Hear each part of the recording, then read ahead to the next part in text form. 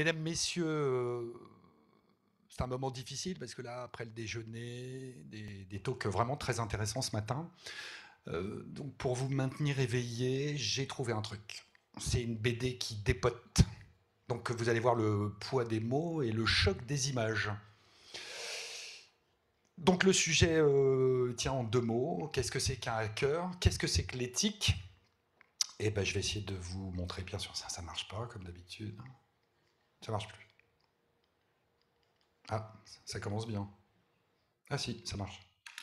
Donc je suis Marc-Antoine Ledieu, je suis avocat au barreau de Paris, je suis venu avec mon équipe. Merci encore à mes juristes qui m'ont aidé à bâtir cette presse. Mon métier aujourd'hui, c'est d'écrire des contrats dans le numérique. Donc je m'occupe pas mal de problématiques de sécu. Et je remercie Jean-Philippe de ne pas m'avoir assassiné tout de suite avec le côté RSSI. Alors je suis RSSI documentaire. Ça veut dire en clair que j'accompagne des clients dans un suivi législatif, jurisprudentiel et la mise au carré de leur contrat presque en temps réel pour ceux qui payent mes honoraires. Voilà, on va le faire de manière pragmatique. On a un problème, nous, aujourd'hui, les juristes, c'est qu'on est confronté à une quantité de définitions légales qui ne sont pas connues ni des juristes, ni des gens qui ont un profil plus tech, comme la plupart d'entre vous. Et ça nous a pris il y a 2-3 mois. On a lancé, c'est libre d'accès sur technique et droit du numérique.fr, un dictionnaire légal en ligne, gratuit, libre d'accès du numérique, où vous trouverez quantité de définitions légales. Je vous en montrerai une ou deux. C'est un outil de travail pour nous qui nous permet d'écrire des choses pas trop déconnantes dans les contrats, qu'on soit côté prestataire beaucoup ou côté client. Pour vous rendre tout ça un peu sympa, bah voilà, vous avez un aperçu. C'est quand même moins pénible quand c'est expliqué en BD. Donc vous allez avoir d'un côté des personnages de You, première mission, et puis des pictos qui vont apparaître, qui essaieront de vous faire une petite synthèse parfois, ou qui vous poseront les termes des problèmes. Vous voyez, j'ai pris ce terme de cybersécurité au lieu de mettre sécurité des systèmes d'information parce que ça rentre pas dans les cases. Et puis là, vous voyez bien, système d'information. Oui, chef. Euh, voilà.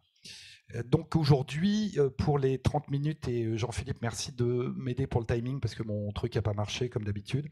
Je vous souhaite la bienvenue dans You, première mission. Et vous voyez, c'est l'image de la première de couverture du tome 1. Voilà, ça résume assez bien l'univers dans lequel je vais vous promener aujourd'hui. Le plan, il est ultra simple. Qu'est-ce que c'est qu'un hacker? Qu'est-ce que c'est que l'éthique?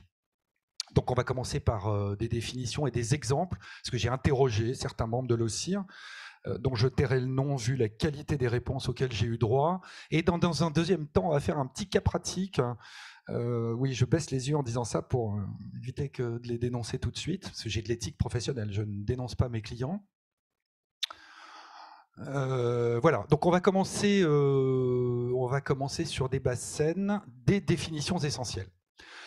Alors, quand j'aborde des problèmes ultra techniques, voilà, qu'est-ce que c'est qu'un hacker, qu'est-ce que c'est que l'éthique? Moi, je commence par chercher dans les dictionnaires. Un hacker, c'est un mot anglais. Vous voyez, cette définition du Oxford Learners, elle est très intéressante parce qu'on vous dit c'est une personne qui va utiliser un ordinateur, bien sûr, pour accéder à des données. Hein, c'est access to data, pour entrer dans le système d'information, le système téléphonique, sans permission. Donc ça, c'est vraiment la définition de base. Elle est intéressante parce que vous allez voir, quand on prend une définition française, donc là j'ai été chercher dans le Larousse, sur le hacker, on vous dit personne qui va chercher à s'introduire frauduleusement dans un système ou un réseau informatique. Et là, on disait sans permission, c'était un terme neutre. Là, vous voyez le terme frauduleusement, effectivement, vous en avez parlé ce matin. C'est un terme qui est difficile pour nous, les juristes, à manipuler, mais on sent qu'il y a déjà une connotation légale. On s'introduit frauduleusement, il y a une fraude, on sent que ça sent pas bon, quoi. Et l'autre intérêt de cette définition, c'est par jeu, goût du défi ou souci de notoriété. Alors là, tout le côté pirate qui se fait du pognon, le ransomware et compagnie, pas du tout. Donc c'est des définitions qui sont parfois un peu datées, mais qui sont intéressantes. On voit que là, le côté légal commence à arriver et le côté moral. Alors voilà, alors celle-là, elle m'a beaucoup plu parce que quand j'ai donc bâti cette presse, j'ai interrogé des professionnels de la sécurité des systèmes d'information, dont certains sont à l'OCIR. J'ai eu droit à cette définition. C'est quoi pour toi un hacker? Et là, j'ai eu droit à ça. Voilà, un bricoleur intelligent, donc ça part bien déjà, qui dépasse un peu la loi. Je cite, hein, pour le bien commun. Donc en fait, ce qui est assez marrant, bon, déjà il y a un aspect très intéressant, c'est intelligent. Donc on peut pas être con quand on est hacker. Bon, ça c'est lui, il est intelligent, donc forcément il y a des gens intelligents autour de lui.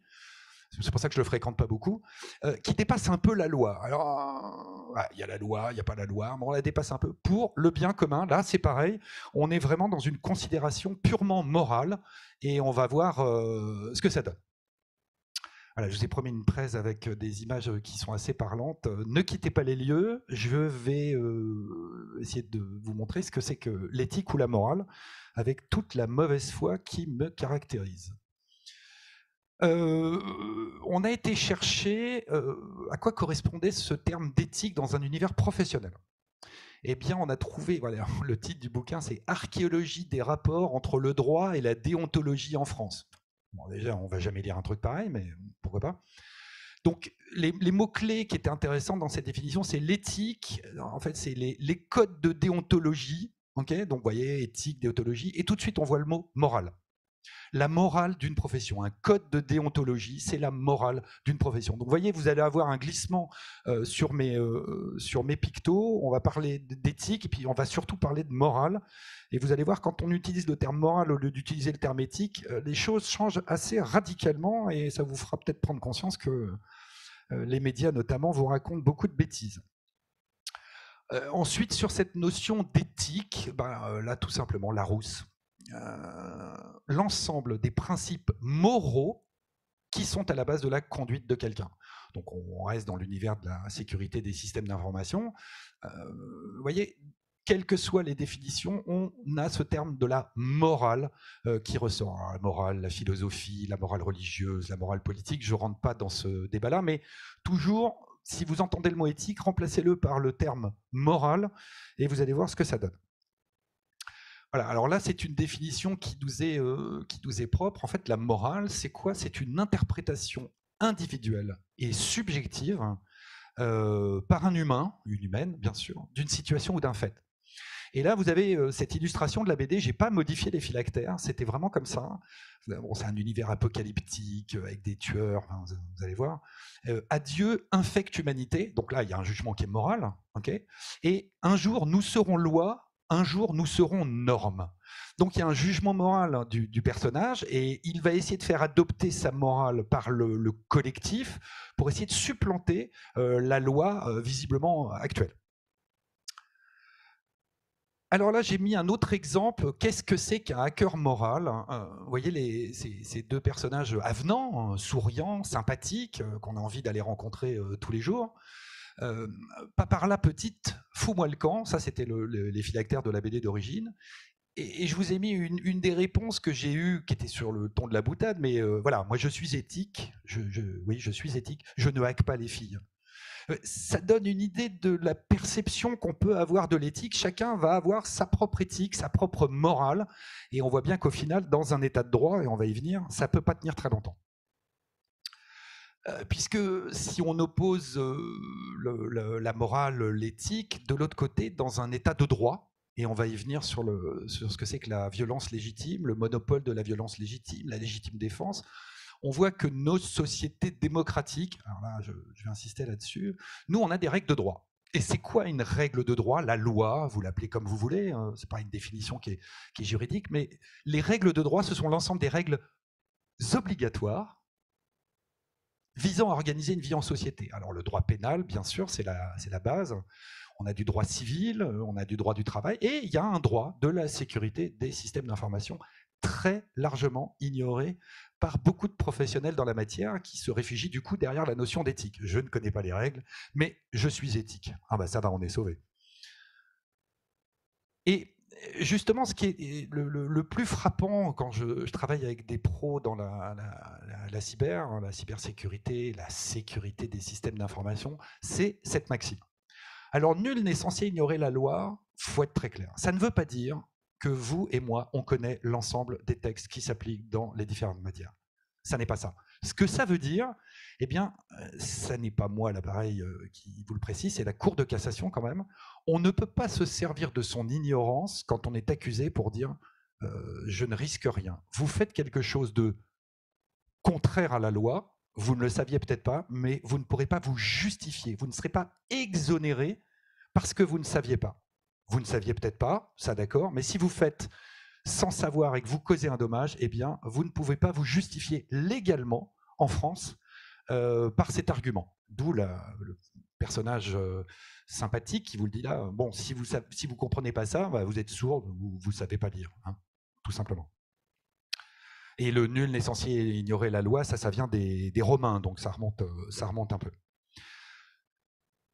Là, je ne vais pas rentrer dans un grand débat philosophique, je vous fais juste une ou deux slides. Le droit et la morale. Je ne suis pas un grand philosophe. En fait, c'est quoi les sanctions? En fait, quand on est dans un système de droit qui est organisé, qui est structuré, d'un côté, vous avez donc les sanctions pénales, la punition, je suis condamné à de la prison, à une amende, et puis ensuite, il y a l'indemnisation civile, j'ai causé un dommage, je vais verser des dommages et intérêts.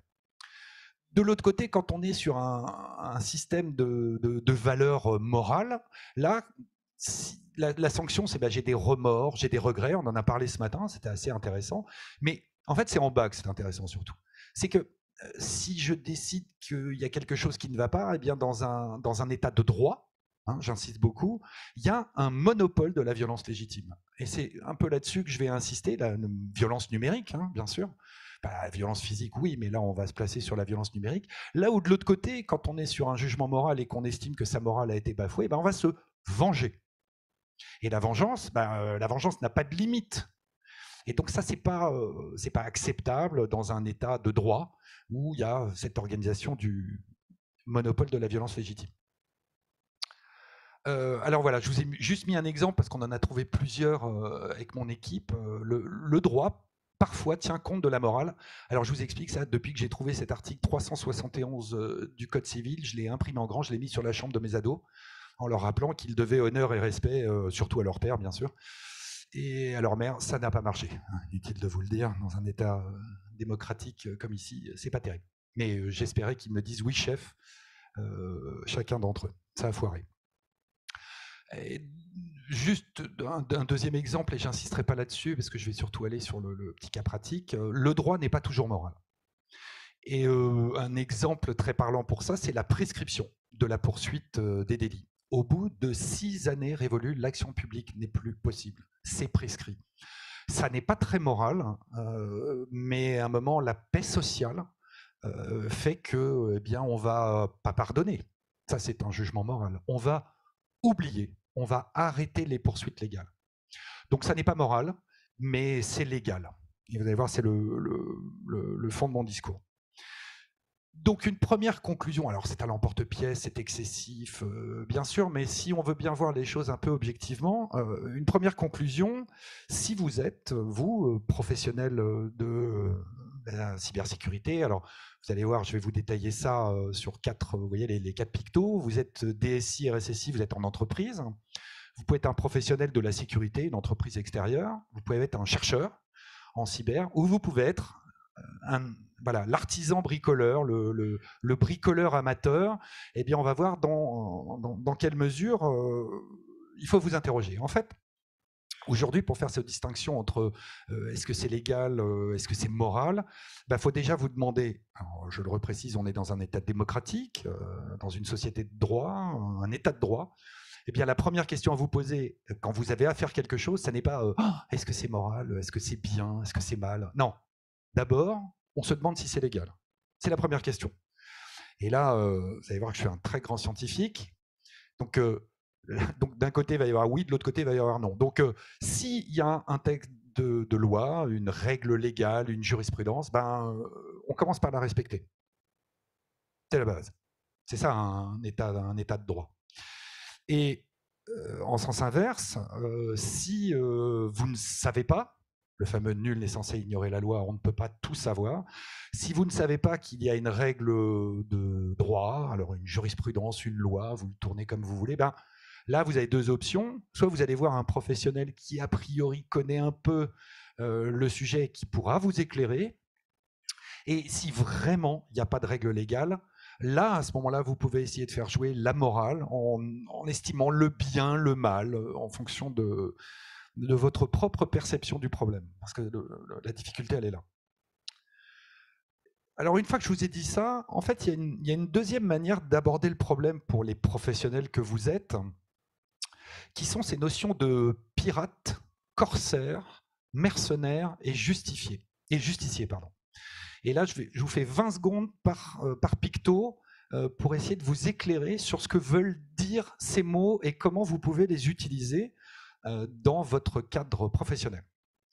Alors là, tout de suite, le côté pirate, c'est un gentil pirate, pirate des Caraïbes. Non, un pirate, c'est un assassin, c'est un tueur qui fait ça pour l'argent. Le pirate, il n'a pas de règles, à part les siennes. Rien n'est sacré pour un pirate. Et dès que vous regardez au XVIIe, au XVIIIe, ou même encore aujourd'hui, hein, on a encore des phénomènes de piraterie, le pirate n'a qu'un seul intérêt, c'est le sien, et n'a pas de limite. Donc voilà, donc, par cette slide, vous voyez que le pirate ne respecte pas de droit, il n'a aucun droit à part le sien, et il n'est pas protégé par cette notion de violence légitime. Il va appliquer sa violence avec l'extrémité que vous pouvez voir sur cette illustration. Est-ce que le pirate est moral? Voilà, après, je vais vous ponctuer mon discours en vous demandant juste, est-ce que pour vous, le pirate est moral? Alors, s'il a sa morale à lui, ça va être quand même un peu court pour essayer de justifier ce qui se passe. Et ce qui est assez étonnant, c'est que si vous allez voir dans le Wiktionary, pirate informatique, là, c'était vraiment une définition qui est très courte. Vous voyez, là, on tape directement dans le légal. Un pirate informatique est une personne qui enfreint la légalité informatique. Donc là, on est sur un jugement qui est purement juridique. Donc, vous voyez le picto qui est barré. Est-ce que cette personne qui enfreint la légalité informatique est morale? Est-ce que cette personne agit dans la morale? Je dirais, on s'en fout. On va commencer par respecter les règles de droit, la loi, et ensuite, on va réfléchir si c'est bien ou si c'est mal. L'autre définition qui est assez intéressante, c'est la définition de corsaire. Alors, dans le temps, globalement, on est au XVIe, au XVIIe siècle. C'était quoi un corsaire? En fait, c'était un équipage, l'équipage d'un navire. J'ai un peu simplifié parce qu'il n'y avait pas trop la place dans la slide, qui était par contrat habilité par le roi à l'époque à aller attaquer la flotte adverse. Donc le roi de France était en guerre contre, le roi de France était en guerre contre le roi d'Angleterre, ce qui a quand même duré un certain nombre de siècles. Eh bien, l'État, par contrat, autorisait des corsaires à aller attaquer, les vaisseaux de guerre. En général, ils s'y essayaient pas trop, mais surtout la flotte civile adverse. Et bien sûr, après, il fallait se partager le pognon. Donc il y avait aussi une motivation derrière, mais ce qui est intéressant dans ce raisonnement, c'est que moi, professionnel de la cybersécurité, si j'ai conclu un contrat avec l'État, eh bien, je bénéficie de la violence légitime. Je suis autorisé pour agir pour compte de l'État. Donc je représente l'État, donc j'ai les droits, entre guillemets, de l'État. Est-ce que c'est moral ou est-ce que c'est pas moral? Ça, je le laisse à votre appréciation. Enfin, vous voyez que les personnages, eux, ils sont extrêmement motivés pour partir à l'assaut. Et c'est là où, de temps en temps, ça vaut le coup de réfléchir 2 secondes. Vous voyez, cette notion de violence, pareil, j'ai été prendre dans le petit Robert une définition que j'ai un peu simplifiée pour que ça tienne, mais voilà, la violence, c'est l'abus de la force, éventuellement numérique, ça, vous voyez, je vous l'ai mis entre crochets. C'est agir sur quelqu'un contre sa volonté. Et là, on rejoint la notion de consentement qui est difficile, effectivement, quand on est la victime, est-ce qu'on le sait? Mais là, la slide, elle est assez parlante. Il y a bien quelqu'un là qui va subir une violence. Là, elle est très physique, elle pourrait être numérique. Mais voyez, on va agir contre la volonté de quelqu'un, ou sans qu'il le sache, mais ça rejoint cette notion de violence. Et c'est là où nous, Français, nous, Occidentaux, dans une certaine mesure, on a un discours qui est... on est déjà préformaté, puisqu'on a cette notion de violence légitime dont le monopole est confié à l'État. C'est une des définitions de l'État de droit, c'est qu'on va structurer la capacité à utiliser la violence, qu'elle soit physique ou qu'elle soit numérique. Et vous voyez, c'est tout simple, hein. L'armée, la police, la justice.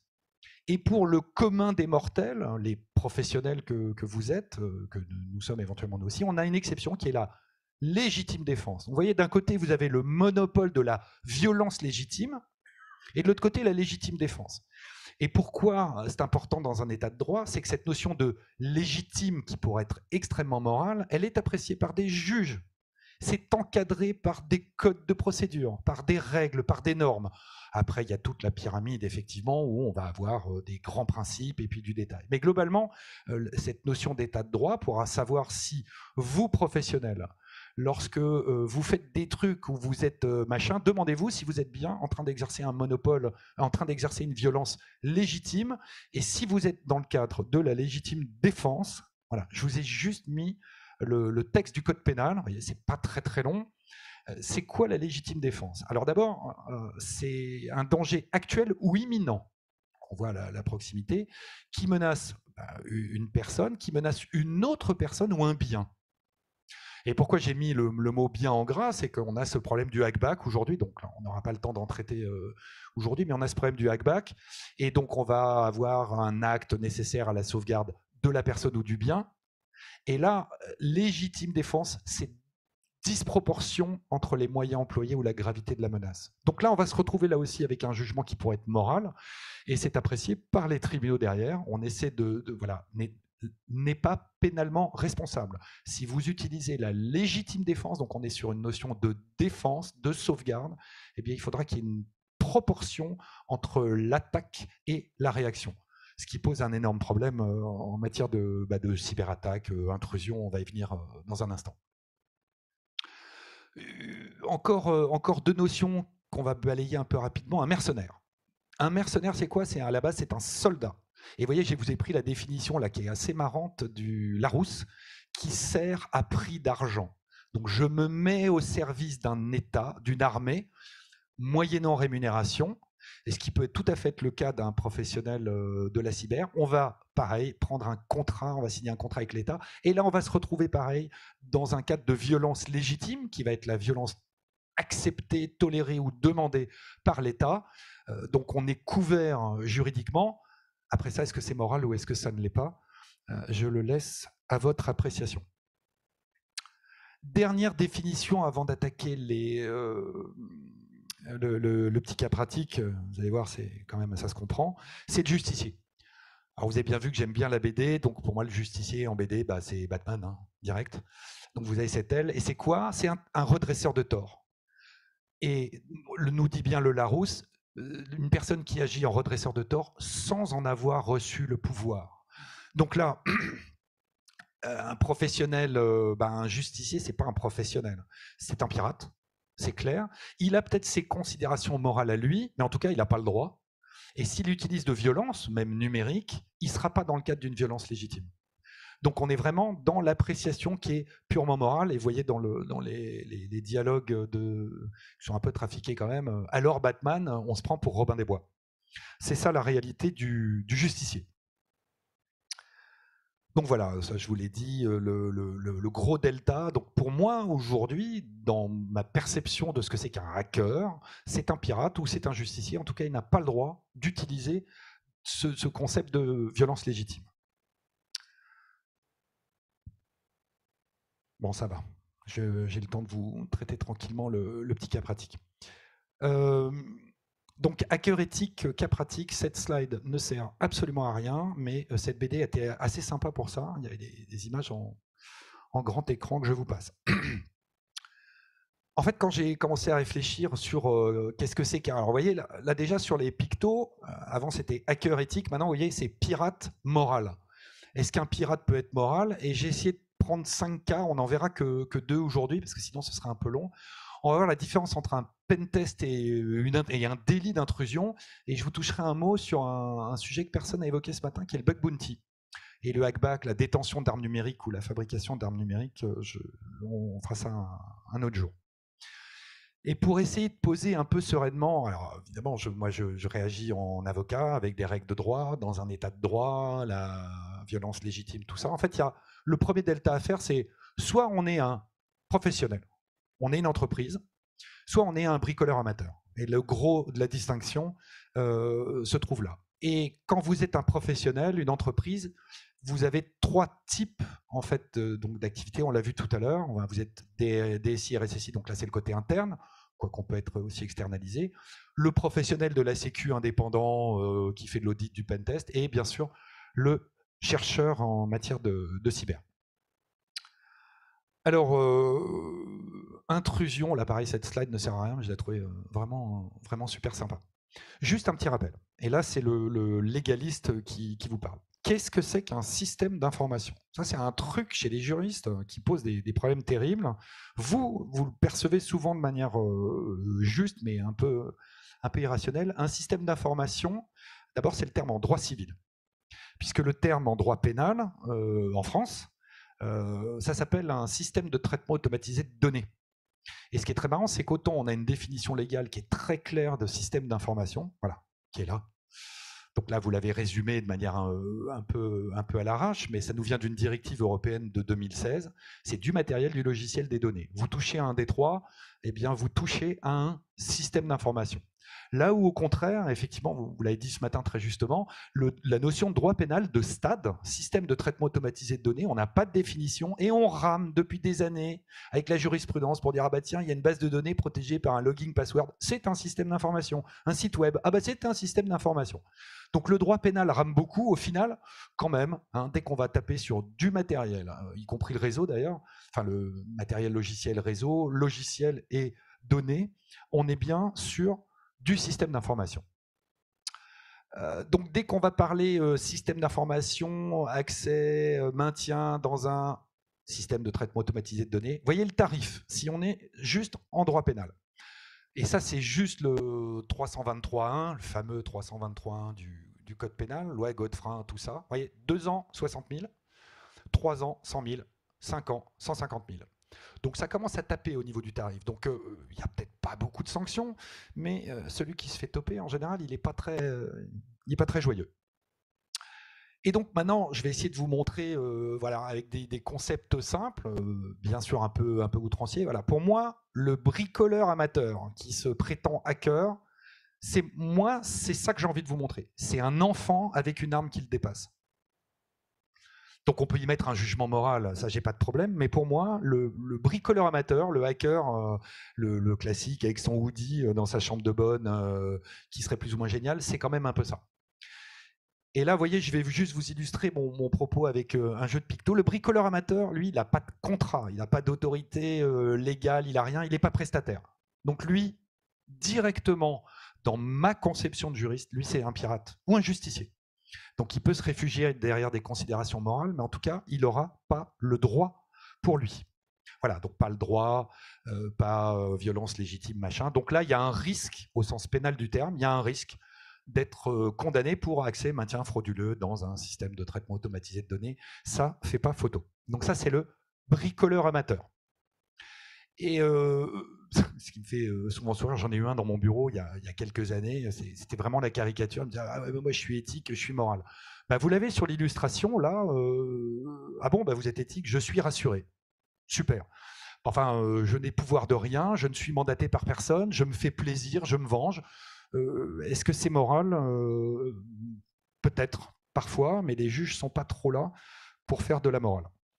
Et voyez, autant vous avez vu cet enfant avec cette arme, autant là, voilà, pour vous illustrer, pour moi, la différence entre le bricoleur amateur et le professionnel, bah, c'est ça.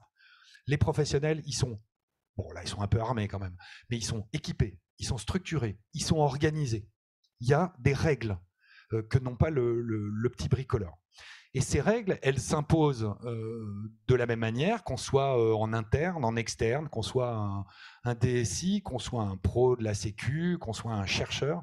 Les règles sont les mêmes pour tous. Et là, on peut dire qu'on est un professionnel. Et vous voyez, là, sur cette illustration, elle referme son casque. C'est You, d'ailleurs, qui est une tueuse mercenaire dans cette BD. You, bah, à un moment, elle ferme son casque, elle est prête. Voilà. Je vais juste vous faire une petite illustration sur la manière dont moi je vais appréhender juridiquement cette notion de professionnel de la sécu. Est-ce qu'il fait de l'intrusion? Est-ce qu'il fait du pentest? Bah, le critère, il est simple, c'est le contrat. À partir du moment où il y a un contrat avec une entreprise, un service de l'État, une association, ce qu'on veut, là déjà, ça va bien se passer, enfin ça devrait bien se passer. À partir du moment où on a un cadre légal, contractuel, on devient prestataire, peut-être mercenaire, mais ça ne change pas grand-chose. En tout cas, on n'est plus un hacker au sens où il n'y a pas de règles qui s'appliquent. Voilà, donc on n'est pas un pirate, on n'est pas un justicier, on a le droit d'utiliser d'une certaine violence dans le cadre de ce qui est admis par la loi et par le contrat, mais a priori, je dis bien a priori et pour le faire en grande masse, on n'est pas en accès et maintien frauduleux. Mais quand on est un professionnel et qu'on fait du pentest, est-ce que c'est moral? Je vous laisse apprécier. Et je vais vous prendre, pour terminer, le problème du bug bounty. Alors, voilà, ça j'ai bien aimé cette slide qui sert à rien non plus, mais le côté, ça fait un peu peur, il y a des pics partout, oh là là, je vais aller détecter des trucs bizarres. Le bug bounty, c'est quoi le fond du problème? Bah, je suis une entreprise, un professionnel, un service de l'État, j'ai un système d'information, éventuellement je commercialise un logiciel ou un service cloud, service en mode SaaS, très bien. Je vais essayer de savoir si j'ai des vulnérabilités qui existent, est-ce que j'ai pris un malware dans mon système d'information. Et vous voyez en bas dans mon illustration, il y a suivre le protocole. Là, j'ai pas modifié les phylactères de la BD, qui était assez sympa pour ça. Voilà, dans quel cadre on peut se livrer à une activité de bug bounty. Et pareil, on va voir côté entreprise, côté professionnel. Donc, quand on est l'entreprise qui cherche à détecter vuln, malware et compagnie, bah déjà, on va passer un contrat avec un professionnel. Ça, c'est la première étape. Donc déjà, si on est dans ce cadre-là, on a bien cette notion de consentement. Voilà, on écrit les choses, on les encadre, on signe et on fait. C'est un peu caricatural, mais bon. Et on le fait pour du pognon, soyons clairs, ou on peut le faire à titre gratuit. Ça ne change rien sur la légalité des choses. On peut dire qu'on va aller faire des pentests pour une organisation caritative, mais si on n'a pas de contrat, ça va poser un problème. Alors, on va voir rapidement le bug bounty côté professionnel. Quand je suis un pro, moi je suis la plateforme de bug bounty, donc j'ai déjà un contrat avec mon client qui va demander à bénéficier de mes services. Et moi, professionnel, à mon tour, soit j'ai des salariés en interne, enfin j'ai des salariés, donc je vais organiser leurs responsabilités, la limite droite et la limite gauche, soit je vais, par contrat, chercher des services de chercheurs ou de bricoleurs amateurs. Ça n'est pas interdit, et vous allez voir que c'est là où la frontière est assez marrante. Mais systématiquement, vous voyez, vous l'avez dans les petits encadrés rouges, on a cette notion de contrat. Qui dit contrat dit consentement, dit accord des parties, limite droite, limite gauche. J'en reviens là. Parce que nous, les juristes, donc, moi, mon métier, c'est de faire des contrats. Depuis un moment, j'ai arrêté le plaisir d'aller voir les tribunaux. Enfin, j'y vais le moins possible. C'est juste l'article 1103 du Code civil. Les contrats légalement formés, bien sûr, tiennent lieu de loi à ceux qui les ont faits. C'est-à-dire qu'il y a la loi, et en dessous, si vous avez votre contrat qui respecte la loi, vous êtes en mesure, quand vous êtes un peu informé, que vous comprenez, que vous êtes juriste, vous comprenez la technique, il y a des trucs quand même, on sait à peu près ce qu'on peut faire ou ne pas faire. Bien, si le contrat est signé et qu'il est bien fait, vous voyez, là, il y a You qui s'énerve, dit « Ok, patron ». Bon, je trouve qu'il était un peu sous la torture pour dire oui. Il dit « Ok, patron », sans trop de conviction, mais il dit oui quand même. Et pour vous illustrer de manière très clairement le propos, puisque moi j'écris pas mal ce genre de littérature, c'est pas pour s'endormir le soir, c'est pas terrible, mais voilà. On a des tas de concepts en droit, notamment le droit des bases de données. Il n'y a pas que le code pénal, il y en a plein. Voilà. Moi, prestataire, eh bien, je suis autorisé par mon client à procéder à une extraction partielle et temporaire du contenu d'une base de données, qui est des données à caractère personnel, blablabla, blablabla, seulement à l'effet de démontrer l'existence d'une compromission. Ça, c'est un exemple de ce qu'on écrit. Ça s'écrit, ça se signe très bien, parce que c'est raisonnable, et après, le prestataire s'engage à respecter ce qui est marqué dans le contrat et à tout effacer, et bien sûr, à ne rien garder. Parce que vous allez voir, non, bon, celle-là, on s'en fout un peu. Vous voyez, quand on va le voir côté artisan bricoleur, l'amateur, c'est quoi son problème lorsqu'il participe à un bug bounty? Si vous êtes un artisan bricoleur, mais que vous êtes engagé pour une mission, sur contrat, vous avez un contrat de service, que vous soyez auto-entrepreneur ou votre statut juridique compte pas, mais à partir du moment où vous avez un contrat avec la plateforme de bug bounty, et que cette plateforme de bug bounty, elle a un contrat avec un client qui est la cible, entre guillemets, officielle, eh bien, vous n'êtes plus un bricoleur amateur. Vous devenez un professionnel. Et donc, dans ce cadre-là, eh bien, vous n'êtes plus un pirate, vous n'êtes plus un justicier, vous agissez dans le respect des règles de droit, vous n'êtes plus en accès, maintien frauduleux. Reste à vous poser la question, est-ce que c'est éthique pour un bricoleur amateur que d'aller signer avec une plateforme de bug bounty? En général, c'est un peu pour du pognon quand même, mais après tout, c'est pas forcément la pire des motivations. J'y suis presque. En fait, l'exception, et c'est là où, et je vais à la conclusion bien sûr, qui va être assez rapide et assez parlante. Bien sûr, dès qu'on va vous parler de contrat, vous voyez, vous aviez le bricoleur amateur, le professionnel, le chercheur, machin. Dès que vous allez sortir du cadre du contrat, là, vous rebasculez, mais directement dans la notion de pirate. On vous a dit de ne pas faire de copie des bases de données, vous avez détecté 3 vulnes, vous en avez gardé 2 sous le coude pour être capable de revenir derrière. Dès que vous allez sortir du cadre légal, hein, du cadre contractuel, vous basculez directement dans le problème de la piraterie. La conclusion. Vous allez voir, hein, c'est... Voilà, ma conclusion.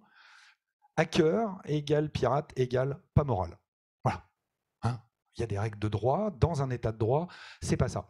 Et ce qui est le plus marrant, j'en ai encore juste une ou deux, hein, c'est qu'en fait, quand j'entends maintenant pirate éthique, ben, je pense à pirate moral, et c'est ce qu'on appelle un oxymore. C'est comme un beau salaud, ou un tueur empathique, un tueur sympathique. Vous voyez qu'il y a un truc qui ne va pas. Ben, le hacker moral, c'est non. Ça n'existe pas.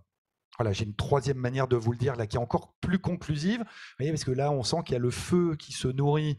Là, pareil, je n'ai pas modifié les phylactères. Finissons-en. Hacker plus moral égale, ça n'existe pas. Voilà, c'est une dernière illustration. En fait, je la trouvais assez sympa celle-là, parce que je voyais bien le hacker, là, voilà, il est rentré dans le système d'information, il tire dans tous les sens, il y a des gens qui n'ont rien demandé, qui sont en train de dîner, je sais pas quoi, il y a du dégât collatéral. C'est certain, on y va. Et là, vous avez bien pirate et moral qui est barré. Je m'arrête vraiment là avec juste celle-là, parce que ça, c'est un leitmotiv que j'ai, bon, qui est un peu réillustré pour une fois. C'est une phrase de Rabelais qui vous disait, et quand même on remonte là, vous voyez, au XVIe siècle, science sans conscience n'est que ruine de l'âme. Et en fait, là, moi, ma conclusion, c'est que c'est pas parce que c'est techniquement possible, parce que vous, les pros, vous êtes capables de faire des trucs absolument incroyables, mais c'est pas parce que c'est techniquement possible que c'est moral. Ça peut être moral, mais ça l'est pas forcément. Mais en tout cas, ça n'est pas toujours légal. Donc, dans un état de droit, à mon sens, on se pose d'abord la question de est-ce que c'est légal, et après, on réfléchira, notamment quand on est un bricoleur intelligent qui dépasse un peu la loi pour le bien commun. Je n'ai visé personne. Voilà, je m'arrête. Je vous remercie de votre attention. Vous avez mes slides en version intégrale qui sont sur technique et droit du numérique normalement depuis 13h30. C'est librement consultable. Et voilà, je tenais beaucoup à cette dernière phrase.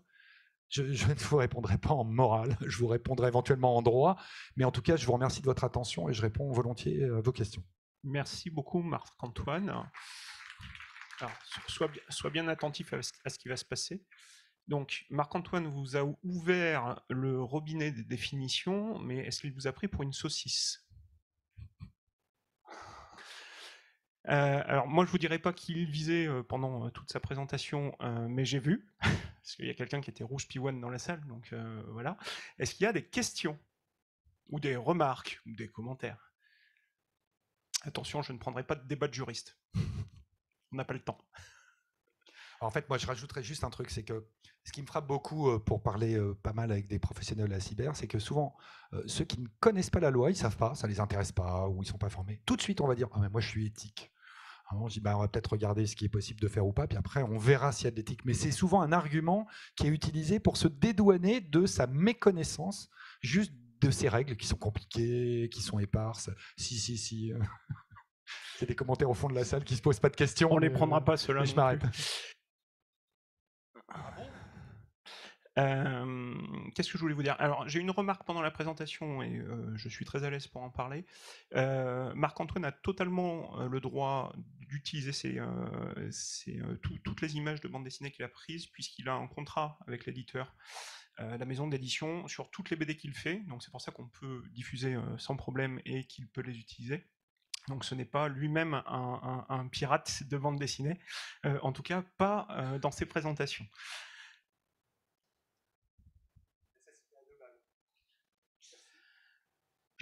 Alors, je ne vais pas revenir sur la définition de hacker parce qu'on pourrait y être jusqu'à la fin des temps. Juste une question de droit, justement, et qui nous amène souvent à l'éthique, en tout cas moi, dans ce que je recommande. C'est l'article 323.3.1 sur les outils de piratage, où dans sa rédaction actuelle, et je la reprends, le fait sans motif légitime, notamment de recherche ou de sécurité informatique, d'importer, de détenir, etc., les outils qui permettent de commettre ces infractions. Et donc moi, ce que j'explique aux praticiens de la sécurité, c'est que le juge, pour estimer qu'il y a un motif légitime, il va se baser sur les contrats que vous avez évoqués, mais il va aussi se baser sur les règles que vous avez mises en place dans la profession ou que vous devriez mettre en place dans la profession en termes de bonnes pratiques, d'où ma référence à l'éthique. Et je trouve que ça manque encore un peu. C'est-à-dire que c'était un des débats en montant le séminaire aujourd'hui, enfin une des questions qu'on se posait, c'est quelles sont les règles aujourd'hui d'éthique qui sont mises en place dans la profession, justement pour leur permettre d'avoir cette liberté d'utiliser des outils qui sont normalement interdits. Et donc, qu'est-ce que vous donneriez comme conseil à quelqu'un qui va se mettre autour de la table à écrire là pour commencer à écrire un code d'éthique? Qu'est-ce qu'il faudrait qu'on mette dans un code d'éthique pour qu'il soit conforme au droit, mais qui en même temps aille plus loin que ce qui est dans le droit, qui pour l'instant pose un principe général, mais dit pas exactement tout ce qu'on doit faire, parce que le juriste, il n'est pas informaticien, il n'est pas hacker, il n'a pas toute cette maîtrise, et justement, il fait confiance aux professionnels pour mettre ça en musique. En fait, je vais botter en touche avec une lâcheté rare. Un avocat, c'est un menteur. Je n'ai pas besoin de le répéter à beaucoup d'entre vous. Non, en fait, ce qui me frappe beaucoup, c'est qu'on parle de code éthique, de grandes réflexions, machin. À un moment, si on veut bien juste appliquer le droit, notamment sur le droit des bases de données, qui est un droit qui est totalement méconnu, c'est une directive européenne de 1996, qui date un peu. Dans cette directive base de données, il est dit que quand on est le producteur d'une base de données, c'est-à-dire qu'on a dépensé du temps, de l'argent, pour remplir une base de données avec des données personnelles, pas personnelles, on s'en fout, eh bien on a le droit d'interdire que quelqu'un vienne piocher dans cette base de données. Et ça, quand j'explique ça dans mes contrats, business, pour des tas de trucs, tout le monde fait « Ah bon, ça existe ?» Mais si déjà on appliquait ça, on règle 90% des problèmes éthiques. Je suis, et je vous réponds plus directement, je suis pentester, auditeur de sécurité, c'est bien ça, eh bien je vais peut-être rentrer dans un système d'information, parce que contrat machin, ok, qu'est-ce que j'ai le droit de prendre ou de ne pas prendre? À un moment, le droit, il est déjà clair. Donc si on voulait bien, enfin, quand je dis on, c'est beaucoup d'entre vous que je fuis du regard, au fond de la salle, si déjà on appliquait juste les critères qui sont communs aux États membres, on est quand même 27 États membres, on réglerait beaucoup de problèmes éthiques, et on dirait ça, tu as le droit, ça, tu n'as pas le droit. Ça, tu as le droit, soit tu n'as pas le droit. Or, aujourd'hui, ce droit, il est très peu enseigné, il est méconnu, il y a très peu de jurisprudence, et quand on en a, en fait, on se rend compte que ça suffirait, plutôt que de partir dans des grandes réflexions sur l'éthique, la morale et tous ces trucs-là, si on appliquait déjà les textes d'aujourd'hui, et là je me mets côté rédacteur de contrat, je ne me mets pas côté législateur, si on faisait déjà ça, on réglerait 90% des problèmes. Mais il faudrait pour ça prendre le temps de se former ou de réfléchir un peu avec des professionnels qui, de temps en temps, ont lu tous les projets de directives ou les directives qui existent. Je pense que le problème, il est moins éthique qu'en fait un pur problème d'information et de connaissance de la manière dont ça marche aujourd'hui en clair. J'ai bien botté en touche, ça va? Je suis au taquet de ma mauvaise foi là. Je vais essayer de faire mieux. Je vous fais confiance. Dans la culture, disons dans la sécurité informatique, dans la cybersécurité, comme on dit maintenant, dans la culture geek, moi j'ai toujours trouvé qu'il y avait une dimension un peu punk. Mais en fait, en entendant les juristes, je pense que vous nous voyez plutôt comme des hippies vraiment. Et par ailleurs, sans aller au-delà de cette plaisanterie, et sans revenir sur les dissonances qui peuvent exister entre la légalité et l'éthique, mais ça sera un débat. La question que je me suis posée en vous entendant, c'est quelle place vous voyez, quelle place peut être laissée, s'il faut lui laisser une place, à la construction du droit. Parce que les technologies numériques induisent nécessairement des usages qui n'existaient pas. La loi Godefroy, elle est très bien écrite puisqu'elle survit encore des années après. Ça, c'est admirable. Pour les gars qui l'ont écrit à l'époque, elle s'applique à des choses qui n'existaient pas à l'époque, encore assez bien, je crois. Malgré tout, il existe, je crois, beaucoup de domaines dans lesquels, il me semble, le droit peut et devrait encore évoluer. Donc, c'est la question que je me suis posée en vous entendant. Alors en fait, il y a une vraie réflexion. Je pense que la plupart des professionnels qui sont dans la salle aujourd'hui ne sont pas sensibles à ça, mais si on veut bien voir le phénomène dans le temps, il y a 20 ans, qui se posait le problème de la sécurité des systèmes d'information? Pratiquement personne. C'était un débat qui était ignoré du grand public. Il y a 20 ans, on n'avait quasiment pas l'Internet au niveau du grand public. Ok ? Regardez vos premiers téléphones portables. Depuis quand avez-vous vos téléphones portables? Donc c'est un truc qu'on ignorait, qui n'était pas un phénomène ni social ni juridique. On avait une loi pour quelques personnes. Voilà. Aujourd'hui, je dirais qu'en 20 ans, d'abord, il y a une démocratisation massive du numérique au sens large. Hein. L'ordinateur portable, le téléphone portable, la zapette, même quand elle marche. Et nous, juristes, on travaille sur des temps longs. Okay, il nous faut des lois bien réfléchies, on va les adapter, on va les adopter d'abord, on va les adapter ensuite. Et le phénomène du numérique aujourd'hui accélère tellement le cours des choses qu'effectivement le droit est parfois un peu à la ramasse. Alors, je vais reboucler sur ce que je n'ai pas dit tout à l'heure. En fait, soit aujourd'hui on laisse le législateur faire et on est parti. Alors, c'est les directives européennes. Voilà, là on va prendre DSA, DMA, il y a plein de projets de Nice 2 qui arrivent. On voit que le cycle de fabrication de la loi, il est toujours en retard par rapport à ce qui se fait. Donc on a un problème. Donc effectivement, je pense qu'aujourd'hui, une des solutions serait d'arriver à pousser dans l'écosystème la montée de codes de bonne conduite. C'est là où je vous rejoins, parce qu'on voit bien qu'aujourd'hui, la loi RAM, je vais le dire en clair, les juges, il n'y a pas beaucoup de juges qui sont quand même formés pour être capables de manipuler tout ça. Ce n'est pas une critique pour la magistrature, on n'a pas assez de juges, il en faudrait plus. Voilà, là, je le sais qu'à titre personnel, la gendarmerie et la police se sont beaucoup équipés, on commence à essayer de poursuivre, mais à mon avis, aujourd'hui, pour que ça évolue sainement, il faudrait qu'il y ait plus de réflexion au niveau des professionnels et qu'il y ait plus de code éthique, code de bonne conduite, vous le tournez comme vous voulez, mais quelque chose qui permette de faire progresser le droit avec une sorte d'autorégulation, mais par des pros qui sont non pas des bricoleurs amateurs, mais des gens qui sont conscients de leurs responsabilités et de leurs devoirs, y compris vis-à-vis de leurs salariés. Hein. Un des gros problèmes, on le sait aujourd'hui, c'est de former ses salariés ou ses collaborateurs au sens large sur le respect de tout ça et de réfléchir un peu avant. Donc moi, je suis assez pour ça. J'aurais dû dire des réponses courtes. Mission impossible. Merci pour ta présentation. Ça va pas vraiment être une question, plutôt une remarque pas du tout morale. De ce que j'ai compris de tes slides, sachant qu'en informatique, on parle essentiellement de délit, qu'il y a un délai de prescription de 6 ans. En gros, il faut bien travailler son OPSEC. Une réponse courte? Pas vu, pas pris. Mais c'est une autre manière c'est très mentalité latine, c'est pas beau. Hein. Chez des anglo-saxons, ça c'est inconcevable. Chez nous, les latins, ça marche. Oui, ça marche.